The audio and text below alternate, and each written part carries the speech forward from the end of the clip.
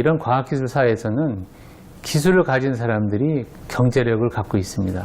그래서 지금 전 세계 경제는 기술을 가진 10%가 경제의 90%를 갖고 있습니다.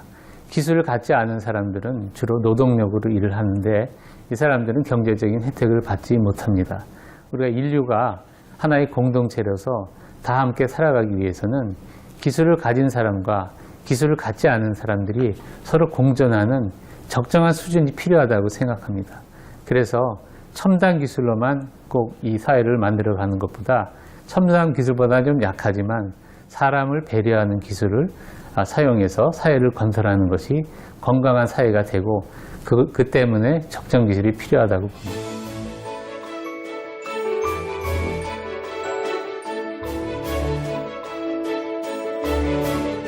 푸르름이 짙게 내린 여름. 부안의 한 작은 마을에 특별한 손님들이 찾아왔습니다. 안녕하세요. 김좀 들어주세요. 하나씩 들어주세요. 대전 김찬중 박사가 이끄는 나눔과 기술 과학자들인데요.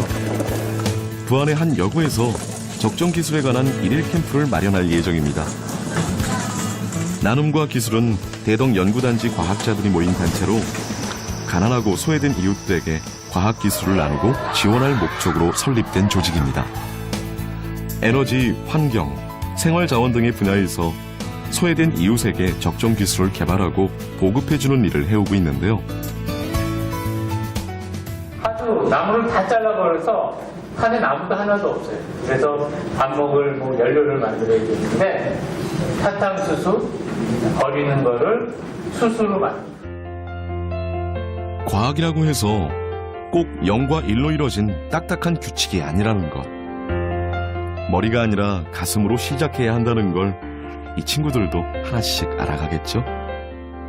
오늘은 청소년들, 고등학생을 대상으로 적정 기술을 통해서 가난하고 소외된 이웃을 위해서 우리가 그들의 문제를 어떻게 해결해 줄 수 있느냐 교육하고 또 그것들을 실행하는 실습을 할 예정입니다.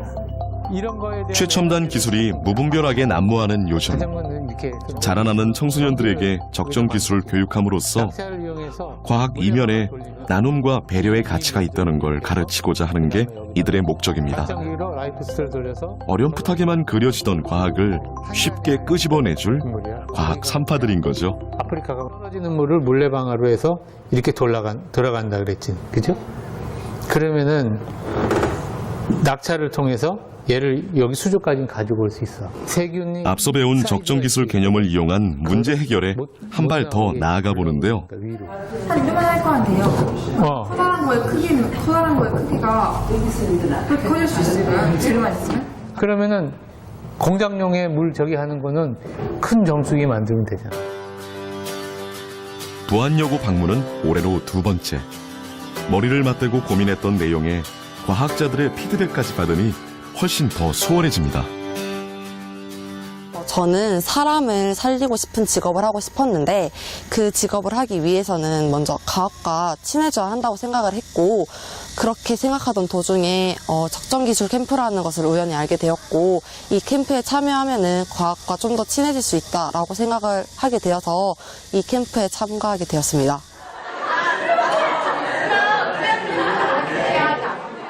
목마름을 해소해주는 한 방울의 물처럼 과학의 갈증을 살짝 건드려줬을 뿐인데 막혔던 부분이 해결되니까 술술 풀려가는 표정들이 아까와는 사뭇 다른데요. 저희가 원래 경제에 관심이 있어서 개발도상국들의 그런 관심이 있었는데요. 환경 보호하고 과학기술은 같이 갈 수 없는 극과 극의 개념이라고 생각을 했었는데 오늘 강의를 들어보니까 환경을 보호하면서 개발도 같이 할 수 있는 과학기술이 있다는 걸 알게 되어서 상당히 새로웠어요. 적정 기술 캠프 가운데 가장 인기가 높은 시간. 옥수수로 숯을 만들어보는 체험 프로그램인데요. 나무를 베는 것이 불법인 아프리카 차드 지역에선 실제 이렇게 나무 껍질이나 뿌리를 베어서 사용하는데 이게 바로 친환경 적정 기술입니다. 저희가 이 적정기술 교육을 청소년들을 대상으로 하는 이유는 청소년들은 우리 나라의 미래를 만들어가는 자원들입니다. 이들이 가난한 사람들에 대한 문제를 이해하고 알아가는 것은 대단히 중요하고 이런 것을 안 세대들이 이 세대의 이제 리더가 됐을 때 사회가 건강하고 또 사회가 보다 균형적으로 발전할 수 있습니다. 현재 어쨌든 우리 아이들이 기계 문명에 살고 있지만 지구 건너편에 기술의 어떤 그 사각지대에 있는 그들을 위해서 뭔가 할 수 있는 역할이 있지 않을까라는 어떤 그런 고민 내지는 어떤 생각을 하게 되는 계기가 될 것 같습니다. 섞으면 나중에 딱딱하게 안 지구촌이 직면한 문제들을 느껴보면서 따뜻한 과학의 품을 그려보는 시간. 이 작은 연료가 아프리카에서 귀하게 쓰임받듯 우리 친구들 역시 미래 과학의 리더로서 그 소임을 다할 거라 믿습니다.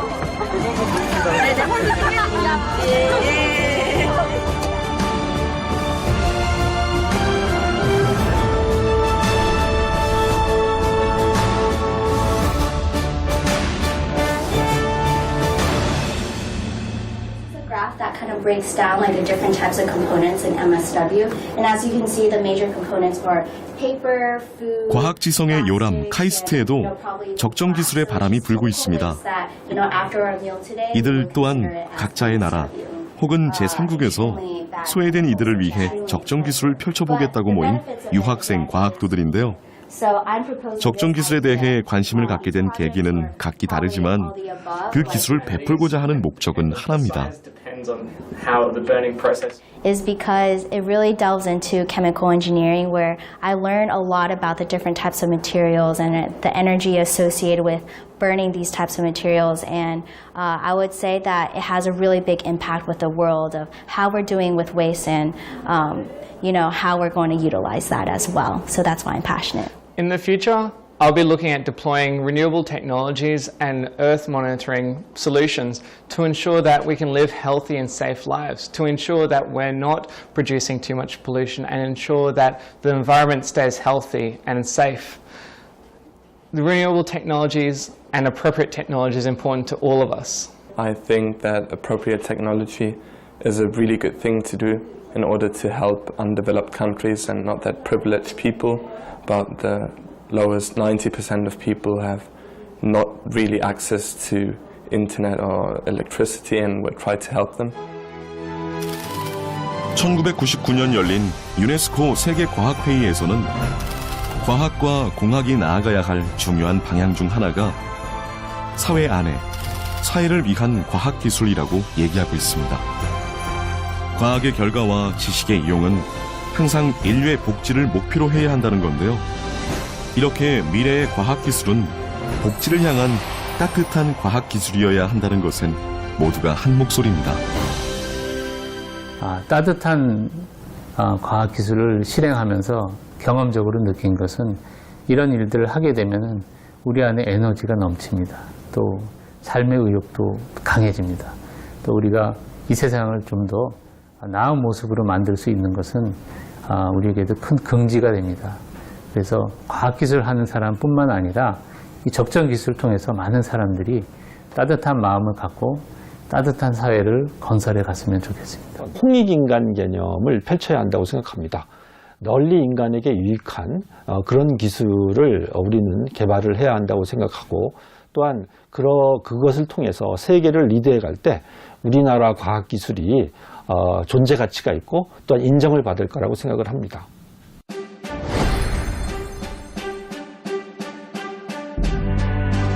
인간의 두뇌로 과학을 만듭니다. 그리고 그 과학은 인간의 최종 삶의 질을 결정하는데요. 경제만을 보고 달려가는 과학기술이 아닌 사람과 경제를 모두 품을 수 있는 과학기술. 사람을 닮은 가슴 따뜻한 착한 기술을 우리는 원합니다. 인간이 존재할 때 비로소 필요한 과학. 세상을 바꾸는 따뜻한 혁신, 따뜻한 과학은 우리의 작은 실천과 관심에서 시작한다는 걸 기억해야겠습니다.